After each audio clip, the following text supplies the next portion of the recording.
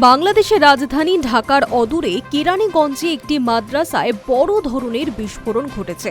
Police জানিয়েছে দুটি শিশুসহ 4 জন বিস্ফোরণে গুরুতর আহত হয়েছেন। আহতের সংখ্যা আরও বাড়বে বলেই পুলিশের আশঙ্কা। মাদ্রাসাটি থেকে বিপুল পরিমাণ বিস্ফোরক উদ্ধার হয়েছে বলে জানানো হয়েছে। পুলিশ জানিয়েছে কেরানীগঞ্জের হাসনাবাদ এলাকায় অবস্থিত উমালকুরা ইন্টারন্যাশনাল মাদ্রাসায় এই বিস্ফোরণের ঘটনাটি ঘটে। মুফতি হারুন নামে এক ব্যক্তি 3টি ঘর ভাড়া নিয়ে গত 3 বছর যাবৎ মাদ্রাসাটি চালাচ্ছিলেন।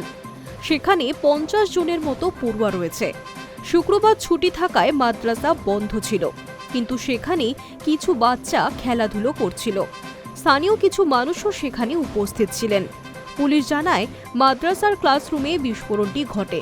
সেখানেই জড়ো করা ছিল বিপুল পরিমাণ বিস্ফোরক। ওই বাড়ির মালিক পারভিন বেগম পুলিশকে জানিয়েছেন, মাদ্রাসার নামে ভাড়া নিয়ে সেখানে যে অপরাধমূলক কাজকর্ম চলছিল সে ব্যাপারে তিনি পুরোপুরি অন্ধকারে ছিলেন। স্থানীয় পুলিশ সুপার জানিয়েছেন, বিস্ফোরণ স্থলে বোমা তৈরির সরঞ্জাম মিলেছে। বিস্ফোরণটি ঠিক কী কারণে ঘটেছে তা এখনও স্পষ্ট নয়। জনবহুল ওই এলাকায় কিভাবে মাদ্রাসায় বিস্ফোরক জমা করা সম্ভব হলো তা নিয়ে উঠছে প্রশ্ন।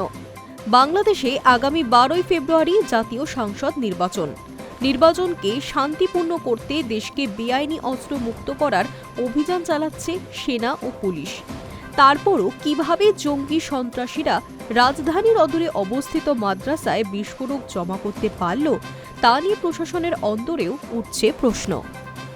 Hi news network.